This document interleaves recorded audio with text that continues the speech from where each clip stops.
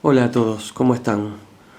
Bien, debido a la suspensión de clases para evitar el esparcimiento del virus coronavirus, eh, estoy preparando estas clases para darle a mis alumnos y bueno, también decidí que las voy a poner en el dominio público porque posiblemente le pueda servir a alguien más.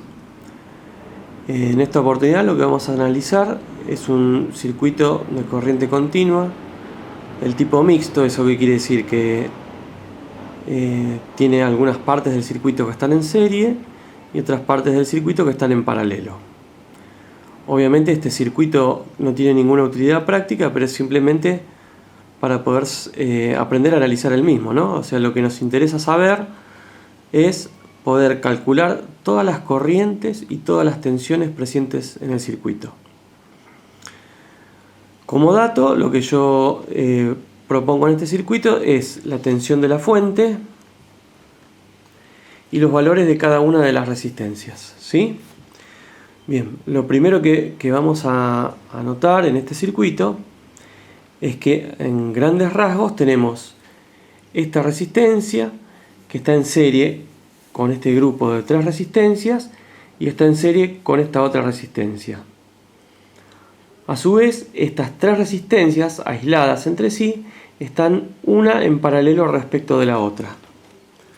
Entonces lo primero que vamos a hacer es hallar precisamente el equivalente de estas 3 resistencias en paralelo, R2, R3 y R4.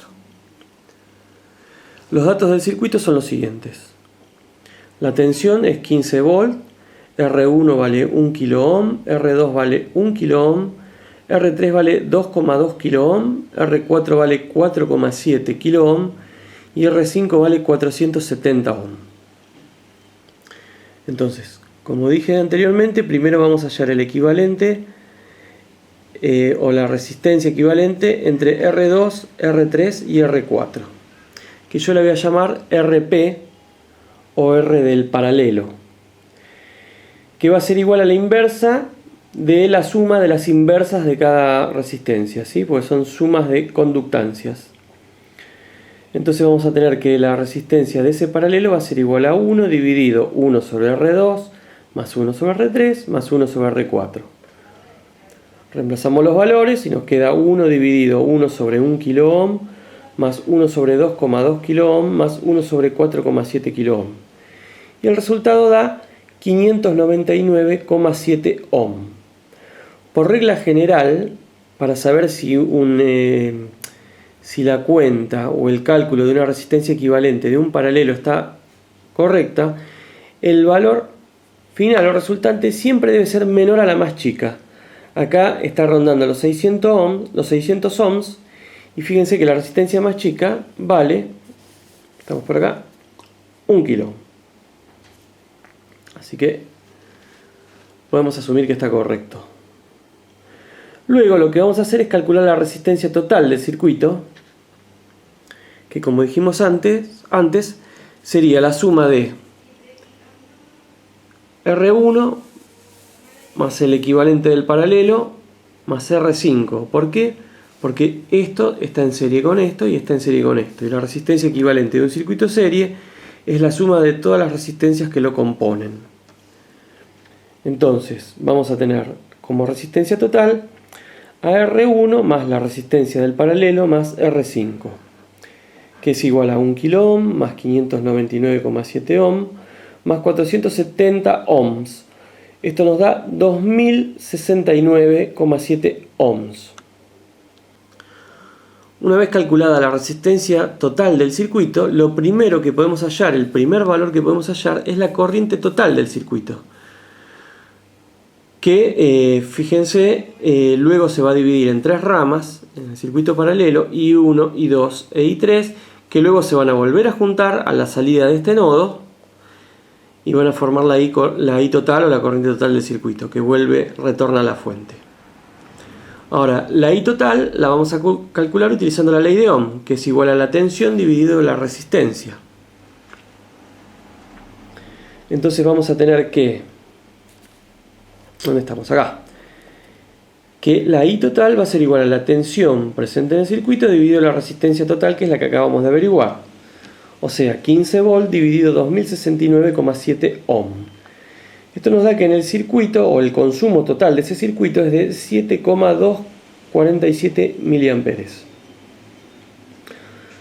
Ahora bien, para hallar las corrientes I1, I2 e I3, también utilizando la ley de Ohm, por supuesto, en el caso de I1 sería la tensión presente sobre R2 dividido R2.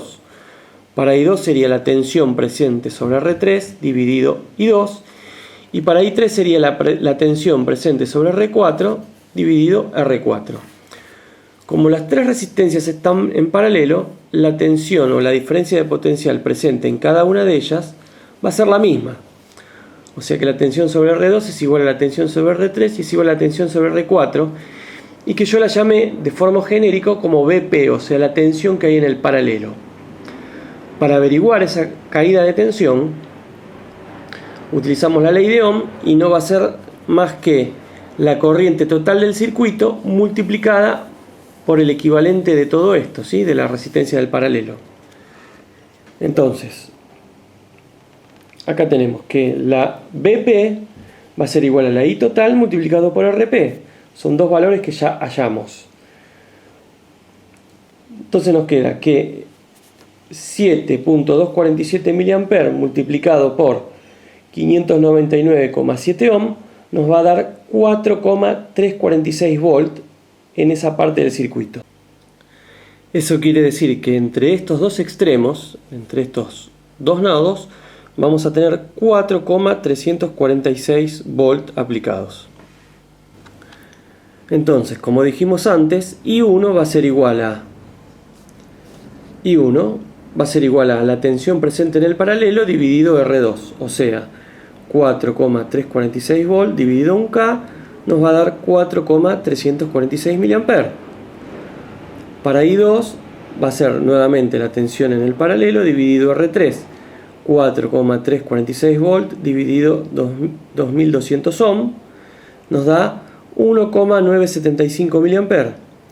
Y por último, para I3 va a ser la tensión en ese paralelo dividido R4, que es la tercera rama que compone el circuito paralelo, va a ser 4,346 volt dividido 4700 ohm.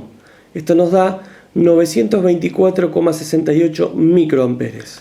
Ahora bien, por la primera ley de Kirchhoff, o simplemente viéndolo e intuitivamente, podemos deducir que si I acá se separa en I1, I2 e I3, podemos deducir que si sumamos I1, I2 e I3 nos debería dar el valor total de I, que es una buena comprobación para saber si hallamos bien los valores de estas corrientes individuales. Entonces, si sumamos los valores de cada corriente que hallamos, 4.346 mA más 1,975 mA más 924,68 microamperes nos va a dar 7,245 mA. Y si nos fijamos, el valor que habíamos hallado para la corriente total era de 7,247 mA. Así que es prácticamente el mismo. Podemos decir de que los valores que hallamos para las tres ramas es el correcto.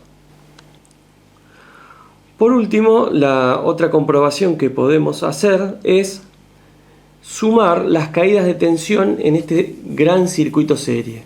O sea, la caída de tensión en la resistencia 1, más la caída de tensión en el paralelo, más la caída de tensión en la resistencia número 5.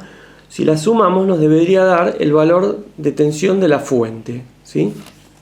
O sea, la diferencia de potencial presente en el circuito.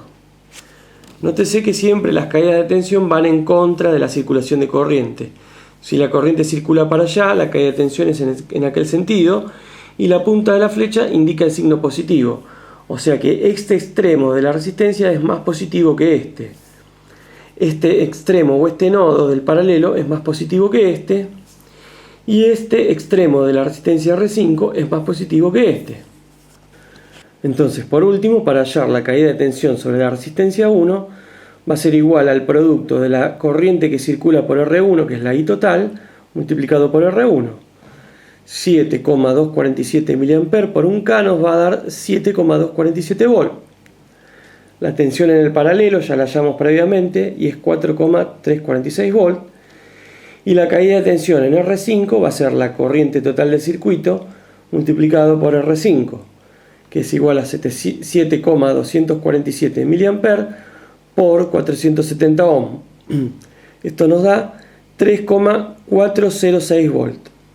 Como dijimos anteriormente, si sumamos estos tres valores de tensión, nos debería dar el valor de la fuente total del circuito. Y fíjense que da 14,999 volt. Esa pequeña diferencia es por no utilizar todos los decimales, porque algunos de los cocientes son números irracionales, pero como se puede observar, el valor da muy aproximado al de la fuente.